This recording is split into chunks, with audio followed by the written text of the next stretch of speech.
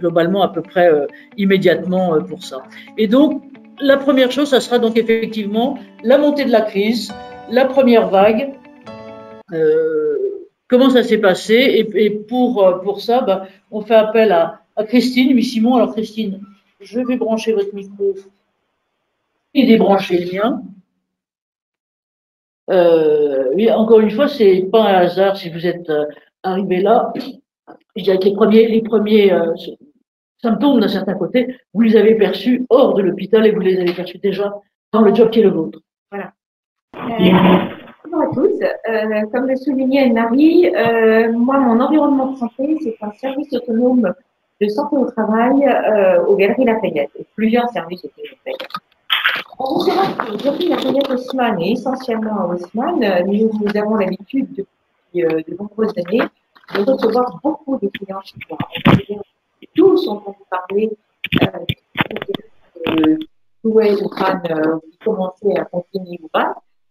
Et donc, un petit peu comme ça, un peu à titre, parce qu'il faut toujours faire attention à la prévention en faisant beaucoup de soins, pardon. Je briefe notre équipe en disant, bon, tous ceux qui ont, les salariés, les employés qui ont des symptômes grippaux et qui sont en contact avec nos clients du GL6, qui est un magasin un peu dédié à la clientèle chinoise, sérieusement, vous les regardez un peu plus à fond et on regarde un peu qui ils ont touché, qui ils ont rencontré. Très bien. Et à peine sorti cette consigne, 3 jours plus tard, le 22 janvier exactement, arrive une jeune femme avec un savon de coupage. Cette jeune femme avait piloté un groupe de Chinois qui précisément venait de Wuhan. Wuhan n'était pas encore confiné. Ils étaient en train de fermer Wuhan, mais ceux qui étaient sortis avant étaient ailleurs, en Europe et chez nous. Et leur guide, la guide de ces personnes de Wuhan, était apparemment hospitalisée à Taipei pour coronavirus. Alors, avant de m'inquiéter plus avant et surtout de solliciter nos amis du SAMU, puisque c'était ce qui nous était demandé de faire à l'époque, j'appelle l'hôpital de Taipei. À Taipei, il est 11 heures du soir, tout se passe en anglais, plus une dame qui m'a aidé à traduire en chinois. Et effectivement, Taipei me confirme que la guide est bel et bien corona positive. J'appelle le SAMU. C'était quelle date? 22 janvier. 22 janvier, notre collaboratrice avait passé 2 heures avec cette guide côte à côte en permanence. Bien. Et 2 Chinois de Wuhan étaient également atteints, mais j'ai pas eu Wuhan en ligne. De toute façon, on peut m'apporter. J'appelle le SAMU me renvoie sur l'ARS, qui me renvoie sur le SAMU. Le SAMU, vous imaginez, le 22 janvier, avec quelques autres préoccupations aussi d'urgence à traiter.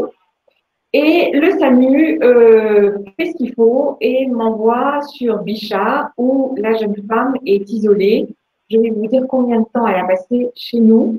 Elle a passé très exactement 6 heures dans mon service avant de pouvoir être transportée en ambulance bulle sur ordre du SAMU. Le SAMU qui, à ce moment-là, le régulateur, avait 2 ambulances bulles à sa disposition. Et j'ai eu de la chance d'en avoir une en priorité parce qu'il en a détourné une. Est-ce que vous pouvez juste pour les nuls dire ce que c'est qu'une ambulance bulle? Ah oui, c'est un truc absolument effrayant pour les patients, c'est-à-dire qu'en fait, on les transporte emballés dans du celloprès. Un celloprès dans lequel ils respirent, évidemment. Pardon, c'est ma définition. Lionel m'écoute en rigolant, mais c'est exactement ça. C'est-à-dire qu'ils sont dans une bulle en plastique. D'accord. Qui est assez, finalement, proche de leur corps quand même. Mais ils peuvent respirer, mais c'est très angoissant. Elle est transportée à Bichat et fort heureusement l'histoire, en tous les cas temporairement, se termine bien puisque cette jeune femme est bel et bien atteinte de la grippe et Bichat trouve qu'elle a la grippe saisonnière et pas le coronavirus. Nous échappons ainsi à une suite de cas contacts et à la possible fermeture aussi du magasin, on en avait peur aussi. Si je vous raconte cette histoire, c'est que clairement à l'époque, les gens étaient compétents, les personnes étaient compétentes, mais les moyens matériels, les structures étaient résolument faibles. Et j'arrivais avec une... En fait, mon cas aurait été, il n'a pas été, mais mon cas aurait été le premier cas secondaire en France pour une Française. Ça a donc un peu affolé, je dirais, les structures sanitaires qui malheureusement ont effectivement traduit la dimension possible de cette catastrophe annoncée à moitié. Nous-mêmes, on avait un peu de mal à y croire, et donc c'est ce que j'appelle la prise de conscience d'une possible pandémie, et pour moi, le 22 janvier, bien que je crois qu'il y avoir un petit rappel, ça a été un coup de fenêtre. Après, la suite, vous la connaissez. Le 15, alors en entreprise, et toujours en entreprise, nous mettons notre histoire en ligne tout de suite. Les petites mesures que nous avons à notre disposition, à savoir le gel hydroalcoolique, la distance sociale, tant qu'elle était possible, et une chose, et Nico l'a rappelé hier, ce que nous avons fait tout de suite aussi, c'est la mise en œuvre du dialogue social. De toute façon, il y a une possibilité, mais en France, on a démarré tout de suite. On a renforcé toutes les commissions CSE extraordinaires pour expliquer pourquoi, comment il fallait faire attention, expliquer les chaînes de transmission selon les qu'on savait à l'époque. Je crois que c'est un peu ce qui nous a sauvés, en partie. Le 15 mars, effectivement, et là, non, il faut que vous parliez bien fort. Ah, pardon. Est-ce que vous m'avez tous bien entendu ou non? Ça va là? On avait quelques remarques qui nous disaient. Ah, je n'articule pas. Non, c'est mauvais. Ouais. C'est mauvais. Bon. Ouais. J'enchaîne sur. Non, si je puis me permettre, il faudrait que les personnes qui n'interviennent pas éteignent leur micro. On m'entend? Oui. Il faut vraiment éteindre les micros. On entend des participants taper sur leur clavier ou toucher du papier. Il faut vraiment Patrick Lagadec, il faut qu'il coupe son son. Monsieur Lagadec, si vous pouviez couper votre son, je n'arrive pas à lui couper. Sandra, elle est dessus, donc c'est normal. Voilà. De même que Madame Bouraba.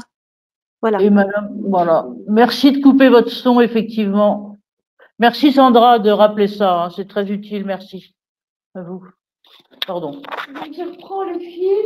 Nous arrivons ainsi au 15 mars, confinement général. Confinement général, pour nous en entreprise et en service de santé entreprise, il reste toutefois une préoccupation, c'est qu'il y a les petits métiers indispensables qui restent là en présentiel. Donc, nous n'avons évidemment pas fermé le service de santé en entreprise, mais nous avons évidemment réduit la voilure. Voilà. Et dans le cadre de cette réduction des voilures, pour ma part, je me suis proposée en tant que médecin de renfort, soignant de renfort, parce que finalement, dans les hôpitaux de la PHI, il y aurait besoin de moi. Là démarre un autre parcours du combattant, ou plutôt deux autres parcours. Le premier parcours, je vous passe très vite, mais c'est le parcours de comment déjouer les pièges pour l'achat des masques et tout le reste, parce que ça, c'est le parcours piégé. On s'est fait pocher des masques en Ukraine, en Chine, à Marseille, partout. On a dépensé des millions avant de savoir où, quelque part, les commander et les prix s'envolaient d'une manière honteuse. Ça nous a pris jour et nuit avec la direction d'énergie Lafayette et tous les jours je validais les c'était très déplaisant, mais nous l'avons fait dès le 15 mars pour avoir. Je me permets de vous couper à nouveau. On entend vraiment, on entend des papiers, on entend des bruits de papier qui se froissent et du coup on vous entend très mal parler. Qui avait besoin de moi et d'autres.